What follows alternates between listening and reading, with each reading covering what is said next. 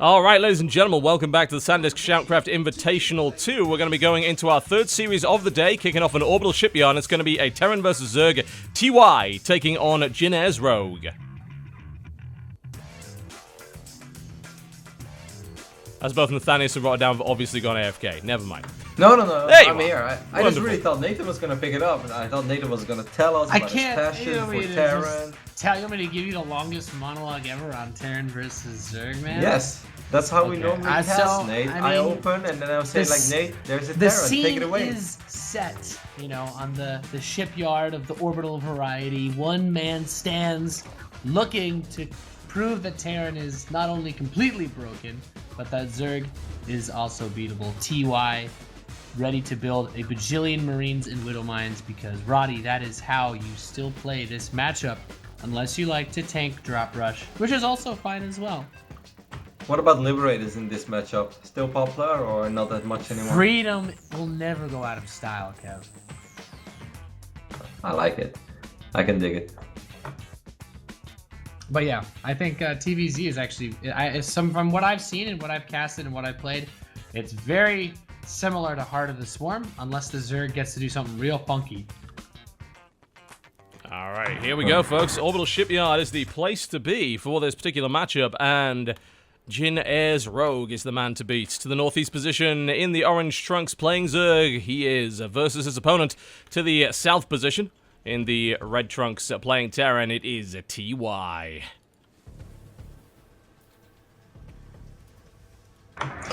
I'm looking forward to maybe see some lurkers in this matchup as well. Like, I know they're not super common, and a lot of people say it's very easy to avoid them, but I think it is still very fun to see a couple of big lurker shots on a bunch of bio units. I don't know, for some reason it makes me happy. I think the lurker is definitely strong, but it comes down like it's just difficult to get, right? So most of the Zerg play that I've seen is the most popular strategies right now, and I actually would like to see it from a Terran player at some point as well. I think Mass Reaper is actually really sick for Terran, especially if you have good ping. But for Zergs, it's either very standard Ling mainly Mutalisk, or Nidus Roach builds are very strong because, you know, the Nidus is invulnerable while it's building, and it's just a very powerful build all around. But there's options. I just think that overall the regular playstyle seems to be very similar to what we had in Heart of the Swarm. Hey Nate, I was wondering, you know how in Heart of the Swarm people often open up with 3 Reapers, right? Have people done like a 3 Reaper opening here, and then like you place the grenade behind the queen and it bops it forward, and then you sync it up with the second mine and you bop it forward again, and then you just basically triple bounce it off creep? Is that a thing? Man, this is the reason why I like to play NA server again, man. Just because with the way that the ping was reduced in Legacy of the Void, it is so much easier to mess people up with those Reapers. Like I swear, like until they nerf it, like at some point it will be a thing for people to just go Mass Reaper versus Zerg, like 5 racks opening, maybe not 5, but like 3 or 4. Like it is actually so strong and so hard to deal with. If you time those grenade throws properly, like even if Lings surround you, like the Reapers can tank 1 or 2 more grenades than the Lings can.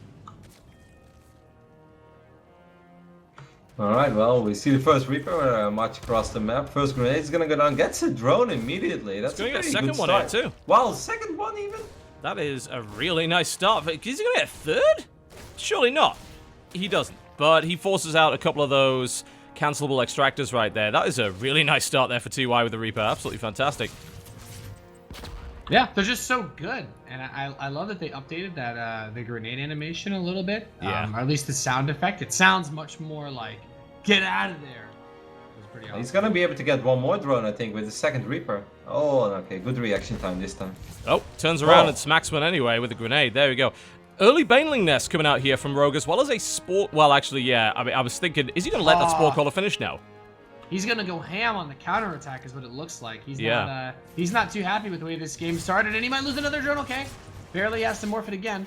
Oh, it's so important. The Reaper actually is going to spot the bailing nest. This is massive Huge. for TY.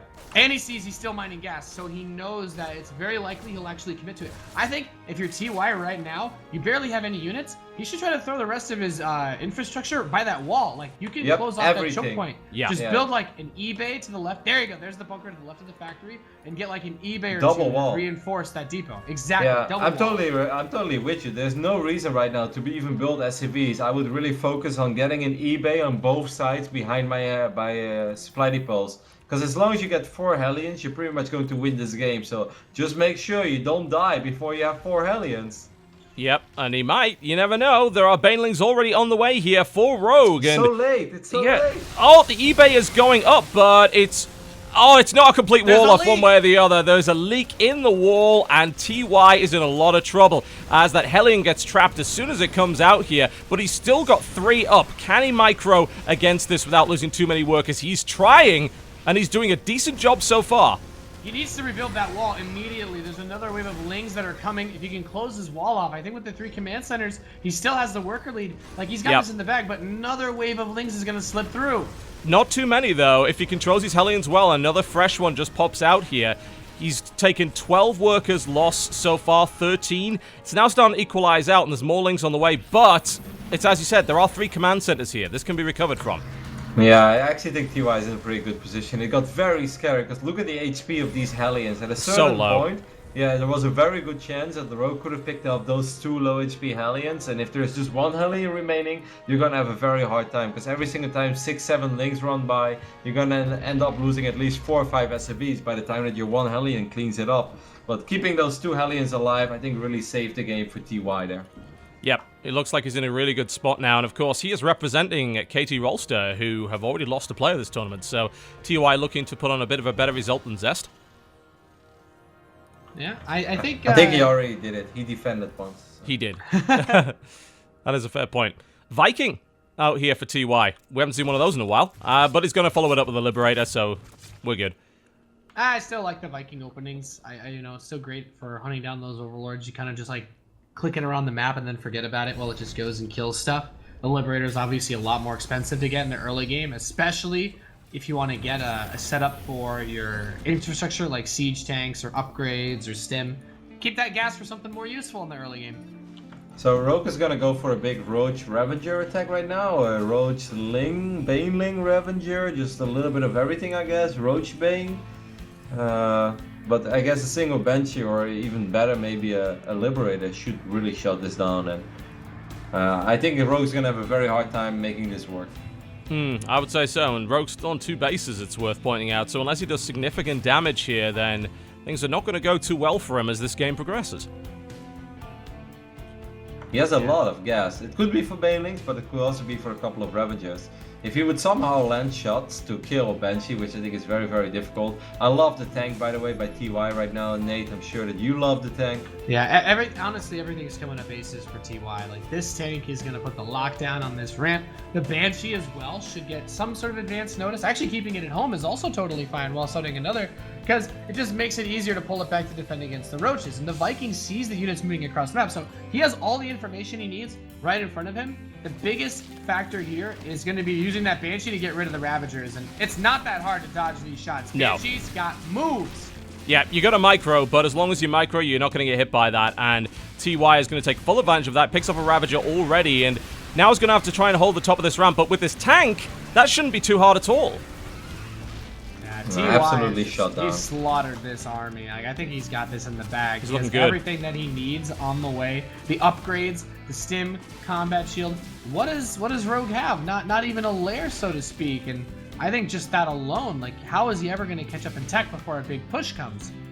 I would love to see more Banshees right now, actually, yes, too, but I think this is a moment when you know that the layer is that late and he doesn't really have any decent anti-air. If you go for 2, 3, 4 Banshees, it's always going to pay for itself.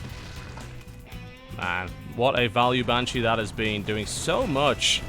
So much, in fact, that TY could afford to blow up his own tech lab just to get out of his base. He's got that much money. Rich boy status confirmed. What the hell does Rogue do from here? I mean, he's getting his lair now. He's got 3 bases, but he's already up against a 3-base Terran who has pretty large army superiority right now. Yeah, I mean, I like the fighting spirit, because he could have already left after the failed Baneling boss, because he also knew that he had 3 CCs, but then he tried it again with the Roach Ravager. That really didn't do any damage, that went worse than the Baneling boss, but he's still staying in here, so he definitely wants to come back. I wouldn't even mind if he like tried to sneak a cheeky Overlord drop or something in, because Wait, honestly, what? I feel like he's just waiting to roll over. He's building a second Baneling nest, guys. Are we sure Rogue is not wrong? What? What? There's no secret upgrade in Legacy of the Void for Banelings that I don't know about that requires 2 nests, right? No, you cannot transform your Baneling nests to join each other and make a Mega Baneling nest. It's not a thing. Well, TY... That'd be horrifying. It would be. You know what else is horrifying? Flying tanks. TY's got a couple of them, and they're heading right in the direction of Rogue, who does not really have the army to handle this at all at the moment. It's beautiful. Ooh, Hellbats too. Yeah, just to make matters even worse, let's add some Hellbats in the mix here. This is going to be really hard for Rogue to throw back, honestly. He does land a couple of Ravager shots and actually picks off a Banshee, which is nice. Yeah, so far so good. Actually, TY kind of rushing into this, even before his bio is showing up to the party. But, yeah, now it's he's in so there. far ahead. Yeah, it doesn't matter. GG. I mean, as you said, like, that was actually pretty poorly executed by TY, but honestly, it doesn't really matter at this point. And he takes the first map here over Rogue. Yeah, just impressive play. Honestly, you know, the Reaper aggression did enough damage, and this was pretty normal in Heart of the Storm as well. If you did a lot of damage with your Reaper, oftentimes the Zerg players are going to be like, okay, well, you probably spent a lot of attention microing that. I've lost a lot. I want to go for the big counter. And in this case, it lost Rogue the game. Like, he goes to the counterplay. It comes up absolutely nothing, because unless you kill a Terran, even in Legacy of the Void, if they've got 3 command centers, you know, they've got a dream, and it's very difficult to stifle. It's very interesting because Rogue decided to build his natural at the bottom of his ramp rather than in his pocket expand, right? So the good thing about it is that, you know, if you start reinforcing or you want to be aggressive, your units are going to have slightly shorter you know, travel distance to the other side of the map. But obviously this also means that the Reaper shows up a little bit earlier. So I kind of wonder if it was his plan all along, or if it was indeed just because the Reapers did too much damage that he's just like, oh, come on, you know, I don't want to deal with this. I'm just going to Baneling boss. Yeah, honestly, I'm just curious about the maps, because I would like to see some more Reaper aggression. I had a conversation, I think, with a few Zerg players, and like Fenner especially was just like, yeah, even as a Terran player, like, you kind of recognize that the grenade just has so much impact. And it's weird because, especially in the early beta, when they initially added the grenade to the Reaper, like, it didn't stack at all. And even still, the knockback doesn't splash. You have to wait for a unit to settle before you can knock it back again. But one of the things that they did change was, originally, if you threw 2 grenades at a unit and they both blew up at the same time, the unit would take 10 damage. But now it takes 20, so you can actually just chuck tons of grenades onto a couple of units, and you'll just blow them all up instantly. Like, I've actually killed roach attacks with just like 7 or 8 Reapers, because that's how powerful it is. I would love to see something like that. Actually, just the thought of that suddenly made me laugh. I think that was funny. I'll send you some replays, Kappa. Alright, countdown has now begun. Central Protocol will be the map for our next game in the Best of 5 series. TY currently leads a 1-0 against Jin as Rogue. Let's see if he can keep this up. TY looking pretty solid in Legacy of the Void so far. Yeah, for sure. I mean, he just defended excellently in that previous game. Did a really good job with working with the very few units that he had in defending that Baneling boss, and he did. You know, this map, some people pointed out that it almost looks like it's been inspired by Overwatch with all the orange and the futuristic look. Yeah, it's good. Have you seen those mineral patches? Those are really interesting in terms of the design. Yeah, I love this map. Reminds me of Season, the map in Counter-Strike as well. It just has like this really, like, not necessarily standard feeling, but it looks really cool. Like, it as weird as it is, it's not like it doesn't fit in StarCraft. No, that's absolutely true. To the southeast position of Central Protocol, ladies and gentlemen, currently trailing a 1 map in this Best of 5 series in the Orange Trunks playing Zerg, Jin as Rogue. Versus his opponent to the northwest position, representing KT Rolster in the Blue Trunks playing Terran, TY. So I think for 2 people who've been playing mostly maybe co-op or the campaign so far, or just haven't really watched a whole lot of Legacy yet, or haven't played any multiplayer, 2 things that really stand out on this map. A, it's extremely large, like very, very large. And B, your turret base is very, very far away, and I'm not even sure what is considered to be your natural turret base. Like, maybe you could tell me, Nate, because I have no idea. For me, as a Terran player, I think that top center base, just because it's usually farther away from the enemy, like maybe if the Zerg, because I don't know exactly if the spawns are 100% fixed on this map. I actually haven't checked yet. But No, you can spawn anywhere. You can spawn horizontal, you can spawn vertical, as far as I know. I normally want to expand towards the Zerg, I would say. But in this case, I've been favoring like the base that's either at the top center or the bottom center. Depending on where I spawn, of course. Okay, so you mean you always take either 12 o'clock or 6 o'clock? For a third base, yeah. Like I haven't really seen too many games played on it. I don't actually get this map too much in queue, so you know, I wouldn't say that, you know, my method is obviously perfect or anything. It's just how I'm adjusting so far. You know what I always really enjoy when there's a new map pool and a new ladder season? It's like, okay, you know, you're gonna do your build. You're like, it's a large map. You know what? I'm just gonna go greedy. I'm gonna go straight into some heavy tech, and then suddenly, right on the moment that you finally check, it's like, oh, I actually got destructible rocks in my base. That's in the moment when you see there's like 70 HP left, and you're like, oh god. You know, and then like 84 links run in, and you're like, oh well, a great game. I'm glad that you're enjoying the new map pool, sir. GG. I actually love this map for Reapers as well. If you look at the main base, there's just such a huge amount of area that Reapers can jump up into, and for Lings to run around and try to catch those forces, like they're never going to get you in a million years. So it's really easy to put on a ton of pressure with Reapers on this map especially. Well, what's interesting is it looks like we're going to see TY with a far more standard opening here, probably going straight into either Hellions or Widow Mines. I haven't seen any Blue Flame Hellions yet. I just kind of always feel whenever I have a new game and a new map pool with wide open ramps, I want to see some double factory Blue Flame Hellion play. Is that too much to ask for? No, right, guys? I'm okay with mass Hellions. I always love like crazy builds like that, but they just never seem to work for me on ladder. Then I watch some crazy guy like Beyond do them, and he just like wins left and right, or 4GG. It's like, why can't I do it like that? It's just like, well, you have not ascended to that level yet.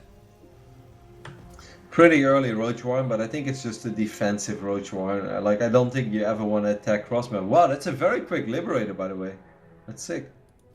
It is, and Liberators, of course, have historically in the beta been very effective at this time of the game against Zerg. The problem is that they nerf them quite a lot, so I have to wonder if that's going to work this time.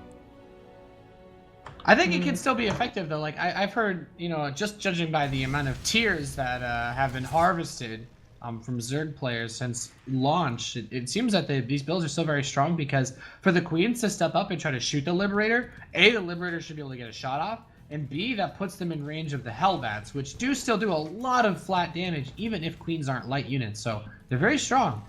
Liberator Hellbat, it may very well work. Rogue, on the other hand, is flanking at the moment, looking to get away, and of course that ramp is by no means walled off at the moment. Yeah, there are 8 roaches on the way, and I feel that that should be enough to at least not having to worry too much about these Hellions. Look at the Zergling run by the way, on the left top side of the map. That's nice, and TY taking quite a lot of damage from that. In the meantime, the march forward comes in with the Hellbats here. Where is that Liberator? It's nowhere close. It's going into the main. He's going to try and just kill a bunch of Harvesters with it. It's a Beta Raider. I mean, if it can hit that Queen, that would be really sweet because it would open up the mineral line, but it doesn't look like it can, so I don't think he's actually going to get too much value out of it. A few drones at the very least. Yeah, I mean, he got like 8 or 9 drones, which is not awful, but at the moment, Rogue is looking pretty good. You know, he did a decent amount of damage with the Ling run by there. He threw back that Hellion attack, and of course, if he'd backed up the Hellion attack with the Liberator rather than sending it into the main base, I have to wonder if that would have happened. Okay, I really like the switch into Banshees, though. I was worried he was going to keep building Liberators and then he might be vulnerable to a Ravager counter, but the Banshees are going to help a bit.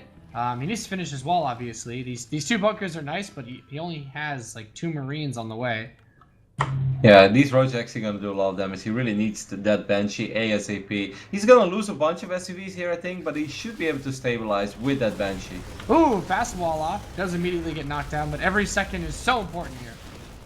Well, that bunker's up, but with not an awful lot in it, it's not going to get a lot done. Rogue is chasing around trying to do some damage, and he's managed to grab 4 workers as of yet. We do have some Hellbats up now, and this should get cleaned up, but that's a lot of mining time wasted, some damage done, and I mean, for Rogue on 3 bases, does, you know, this force of 10 roaches really matter that much? I guess it matters a tiny bit if there are a few more Hellions on the way, which is not the case right now. So I think it was definitely worth it to try to go for it. But I think TI handled that as good as he could have possibly done. Like we mentioned, I mean, he had 2 Marines, so obviously he was going to lose a couple SCVs here and there. But that could have been a lot worse. It's not like he lost 15, 20 SCVs there. Yeah, but it's still quite different compared to the last game where, you know, he was in a position to take those worker losses because the 3 bases are already saturated for Rogue, and he hasn't moved that 3rd command center out. It's not even done yet, so he still has to turn into an orbital, and now Rogue has a lot more time to decide what he wants to do next. Double Evolution Chamber, Rogue Speed, Baneling Nest Spire. He's got a lot of options, and he could just go straight back into a regular Ling Bling unit if he wanted to. And I mean, considering the fact that this map is so large and they are also cross map as well, if TI ever wants to attack with like Marines and tanks and medevacs, I think it's gonna give Rogue a massive window to go for counterattacks. It doesn't really matter how he wants to go, north, south, or via the middle even. He should always find a way to put on some counter pressure, and that's gonna slow TY down, I think, even further in trying to be aggressive. TY looking for a little bit of Banshee aggression here, but meets up with 3 Queens, so that's not going to get him too far. And there's even an Overseer there, just in case he decided to go for the Cloak, which he did not, but he's going to start working on that 4th, and the creep spread isn't quite there yet. They might be able to force a cancel here. Yeah, this is a really nice pickoff considering how late the 3rd base comes in. It shouldn't be able to finish. You can't transfuse it before it's done. Really, really good to get the drone as well. Nice. I think that was a really important pickoff for TY because if that base finishes and he just saturates it before he has his 3rd planted down, you know, that just starts to spiral out of control. You need that income. Yeah, look at the worker count of Rogue. He's on 74 workers. Wow. That's pretty sick. It's interesting to see the fact that, of course, Rogue was a WCS competitor in the BlizzCon finals, but he seems to have a much better handle on Heart of the Swarm than any of the other WCS competitors up to this point. We still got Parting in the next series. I think Parting is true. really going to show us very cool stuff. I had to say though, like I feel like for TVZ, this matchup much more resembles Heart of the Swarm than some of the other ones. True. As far as like things Corruptor? that you have to deal with. Corruptors. I think Corruptors are good though, because the thing is, the Corruptors were not only good in that one Heart of the Swarm style that Dark used against Medevacs, but you can actually use them to pressure bases. The damage that I don't know, they just like basically like pee on the buildings and they die. Like it is really powerful if you can clean up a Terran army. To what degree can you still do that? Because I know that they kind of changed that around. Yeah, Caustic Spray is... I think they nerfed it, but you are correct. It still does, so... If it channels for a few seconds, it does like 34 DPS per Corruptor. Like it can actually like wreck bases super hard. So a bit of a Baneling detonation on that 3rd base from TY. In the meantime, Rogue's army pushes forward and pushes those units off the creep. I want to talk about, well, if he got one more Baneling in there, that would have been half the mineral lying down, but as it stands, it's only 5 workers killed so far. Rogue is still looking pretty damn good, though. This Corruptor thing is going to be really interesting. I can't wait to see what he decides to do with them. I'm very curious about it as well, and I'm still worried for TY that I think it's going to be so hard for him to ever attack. The creep spread is pretty out of control, considering the fact this is such a large map. And look at the amount of area there is for Rogue to potentially counterattack. It's huge. The Corruptors, Absolutely of massive. course, are pretty good for dealing with the Banshee as well, managing to get rid of that. 2 Liberators, though, on the south side could be looking to get into a cheeky position here. Looking to get the range on it, and of course no fusion core, so he doesn't get the range upgrade, but he's still going to do some damage, no doubt, and smashes his way through a few drones, few lava here and there, tries to bring the Queen down, but the Corruptors meet it very, very effectively. And I have to wonder at this point, if you're going to do Liberators, you've got to think about the fusion core maybe, or just not do them at all. Yeah, to send them in like this against to harass while there isn't really anything else going on. Like I think sneaking in a Liberator if you're about to have a big fight and just shift clicking and try to kill a bunch of workers, I think it's a good idea, but when your army is just sitting at home and there's nothing else going on, sending in 2 Liberators like that, I don't think you're ever going to get a whole lot out of it.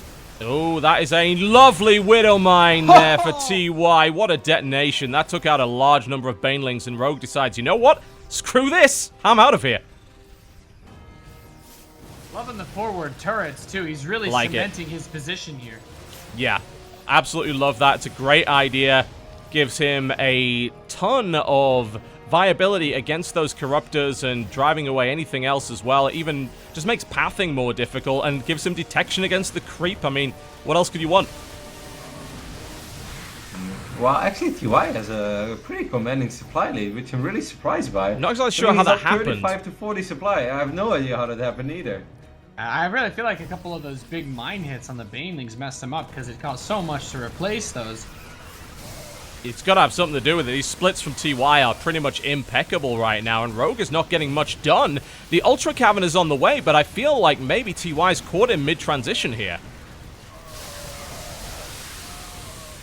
Yet more detonations Really going off. It's not enough. It really is not enough. The Marauders are tanking most of those. The Corruptors are just kind of flying around, trying to do their best to bring down maybe a medevac or two, but this is not looking good for Rogue at all. He's getting worn down here. Yeah, he doesn't have any Banelings. I don't know how he's supposed to actually stop the Marines from just pushing in anymore. Yeah, that's it. GG, and TY takes the second game. Kind of a surprise, because it looked for a long time that Rogue was in a great position. Yeah, and I almost feel like it all goes back. If you look towards the end of the game and the resources, a lot of gas, just no minerals. Nate was hammering on it quite a bit, but losing that fourth hatchery, I think if Rogue gets that fourth hatchery uncontested, I think this is a walk in the park, and I think it's almost going to be a flawless victory for him. And now it just seemed like he was starving on minerals a tiny bit, because let's not forget how quickly you mine out your main base. I often feel by the time my third base is fully saturated, I have pretty much mined out my main base. And I really felt that Rogue was just lost for minerals there. And yeah, I guess the Corruptors, I mean, we like the idea, but maybe Mutalisk to pick off some units and buy time would have been a better choice after all. Very well might have been the case. It just seemed like those Corruptors outside of picking off the Liberator did nothing. Yeah, I mean the biggest thing comes down to that fourth base, because even in Heart of the Swarm, that in Wings of Liberty as well, it was all about stopping the Zerg's fourth base. Like that's such a crucial part for the Zerg, because getting that extra base of income just gives you so much more to propel that tech further faster, like getting up your Ultralisks and whatnot, or you know, even just having enough Zerglings to make enough Banelings that you can afford to trade a little bit better. But when you're on that 3 base versus 3 base for so long, and then the Terrans on 3 versus 4, like it's just not a good spot. Like, he really took a big loss by having that income delayed, because the hatchery was so close to finishing too. Oh god, it's everybody's favorite map, Nate. It's happening. Are we really playing on this map? Lilac Crest? What the hell is this thing? They didn't veto this one? I know, didn't they get the memo? Like, we're not supposed to cast this map until the grand final. Now I know that neither of these guys have played any Legacy of the Void, because this map is being played. Well, I kind of understand it from Rogue's point of view. Well, yeah, I mean, if you're a Zerg, sure, but I mean, what Terran in his right mind lets the map where you have 2 ginormous ramps into the pool?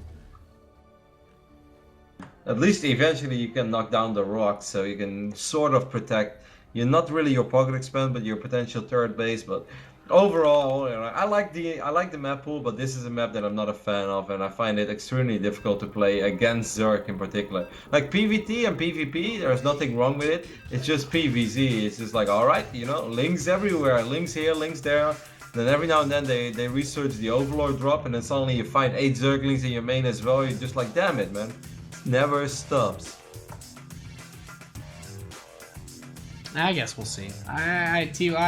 He's shown up so far today. Pretty impressed.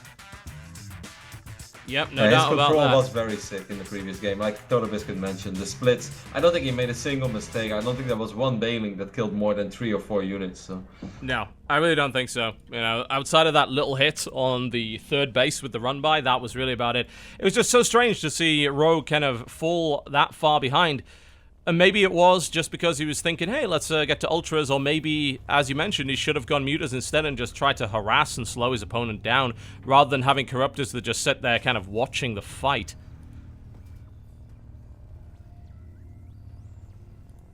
Now, as it stands here on Lilac Crest, a map that we have yet to see in this tournament, we have up 2 maps to 0 in the Blue Trunks playing Terran, KT Rolster TY. Versus his opponent to the west position in the Orange Trunks playing Zerg, Jinez Rogue. Alright, so we have horizontal spawning positions, and I feel like if there is one thing that maybe could have gone well for TY, it's probably this. Hopefully he can just create some sort of a sim city with a couple of depots. Maybe he can protect the south side ramp at first, and then just create a little bit of a sim city towards the north into his natural, but I really have no idea. So Nate, do you veto this map or do you actually play it? And if you play it, what is your approach? Like, what do you at least try to do? I mean, I played this one in the beta. I really don't like it, and I do have it vetoed in the when Legacy of the Void came out, just because I do think that the other maps are just so much better now. But really, the big problem with this map is that you just have so much of your wall to ramp. Like, this isn't not a bad map to try and be aggressive on, but even then, there's not a lot of ramps for things like Reapers. So maybe you do one of those Hellbat builds, but I really feel like the biggest issue here is you just have so much space to cover. If you're trying to play greedy on this map, like any Zerg that's slightly aggressive should just push you over, because you can't possibly get a wall up and knock down those rocks. You know, so building 2 walls is obviously impossible as well. I really feel like it comes down to what kind of Zerg you're up against. Like, I feel like this is the best map to be aggressive on as a Zerg player. TY with a very short rush distance over here with the Reaper, and looks like he's going to maybe get a drone out of this. There's a quick save by Rogue. Yeah. Oh! It's midair, baby. Loving it. That grenade is, you know, weirdly enough, when we first saw that in Legacy of the Void beta, it didn't seem that useful, but it's proving itself right now.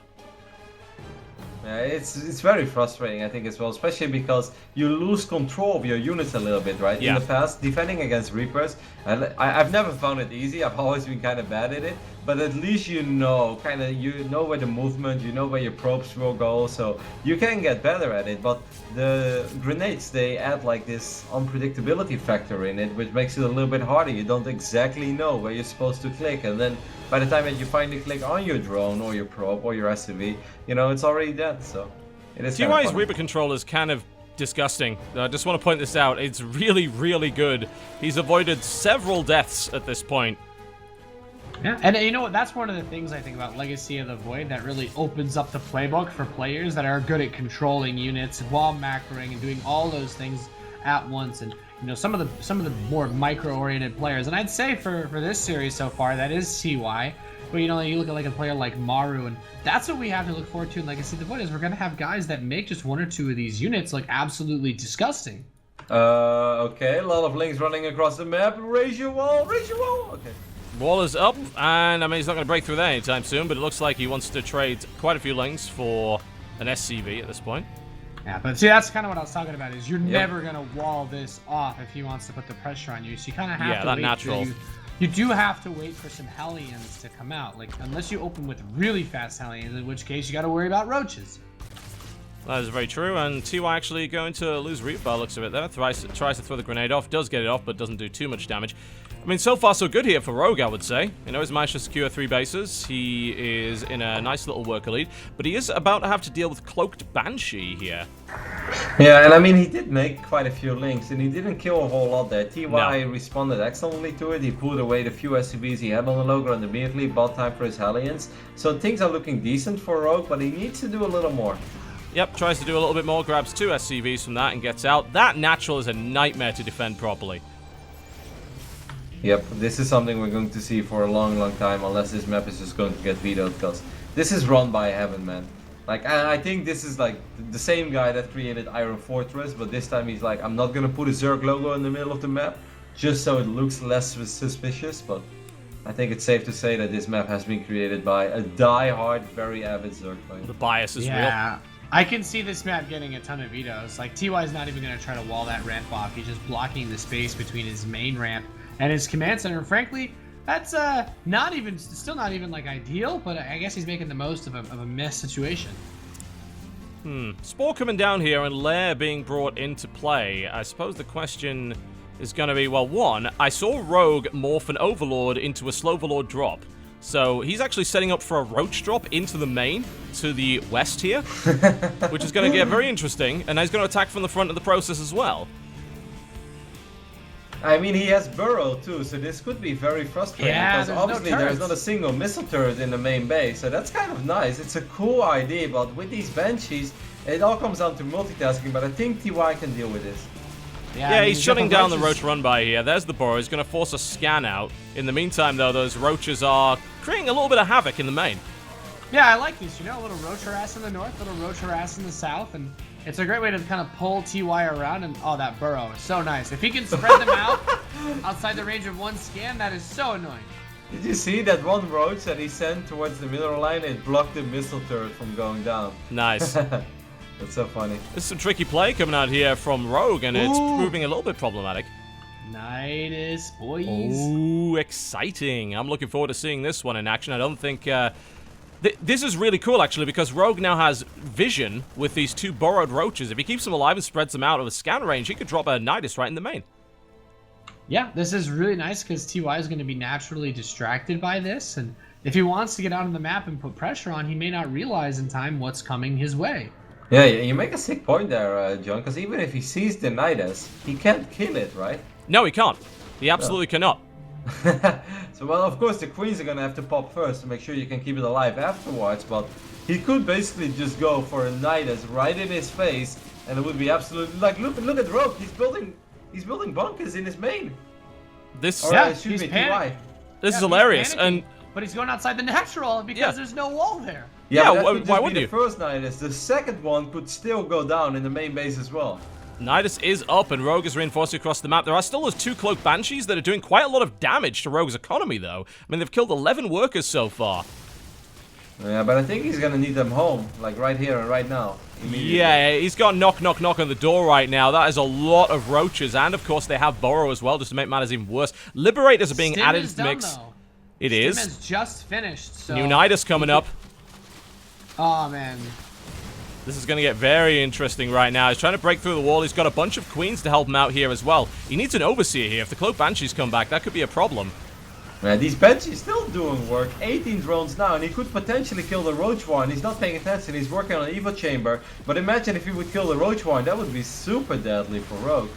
Rogue is, in the meantime, trying to deal with these liberation I love zones. these liberators. This is his linchpin here to hold down that defense. Oh, off goes a Widowmine in the middle there. And Rogue GG's. And we see another 3-0 sweep. Whoa. That's sick by TY. He killed okay. 37 units with his 2 Banshees. That's 37. a lot of units, man. I really feel like a lot of that just comes down to letting things spiral out of control back at his main base, because if he doesn't lose all that, like, sure, you can't push into the liberation zones, but just make a couple of Ravagers. You've got all the roaches right there. If you don't lose all your income to those Banshees, and that, you know, by that I mean a couple spores, then I feel like just a few Ravagers help kill those liberators, and you don't actually need to kill him because he's on 1 base. Like, he's just gonna run out of money. You know what I would have really loved to see? Like, he went for that first Nidus outside, and I think that was alright, but I would have loved to see the second Nidus go into the main base and then just pop those units back in and unload everything in the main. And Yeah. I think it would be very difficult for TY to defend against it. I agree. I think that was certainly a bit of a mistake there from Rogue, who, again, has looked kind of strong in at least 2 of these series, but the execution just wasn't quite there. Well, flawless victory by TY. These Banshees truly deserve the MVP award, the Medals of Wellness, everything. Purple Heart.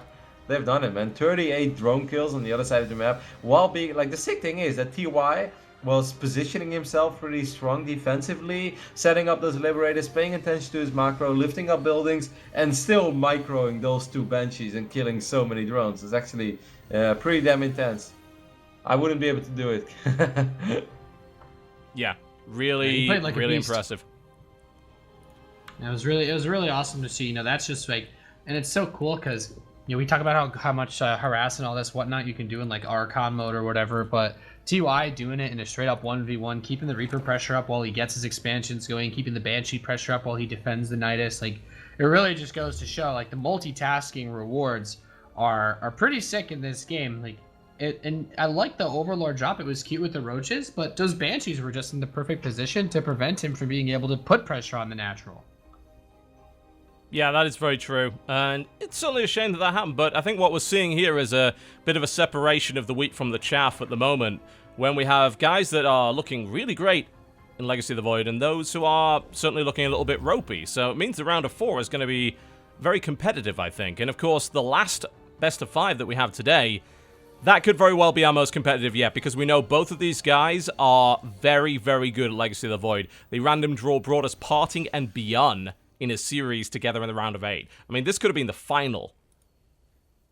Yeah, I think this is going to be a really good series. I think this is going to be the first 3-2 series of the day as well. I'm still kind of leaning towards Parting. I really feel that Parting is going to be our one Protoss in the semifinals, because he has been playing Legacy, and whenever I think of Parting, I always think of a guy that's just naturally very talented as well. So I think he's very quick on picking up stuff, and we know that his micro is godlike. So, you know, my Protoss fanboy heart is beating pretty fast right now, and I think we're gonna see a really good and cool series. It's going to be really interesting to see how it goes. Right now we have a couple of maps being picked and vetoed, so we're going to go to a quick break. When we come back, Beyond vs. Parting will be the final series of the day. Two very well-practiced Legacy of the Void players. Should be a great match. We certainly hope so. And we'll be right back after the break. Here's a word from our sponsor. You are watching the Sandisk ShoutCraft Invitational II.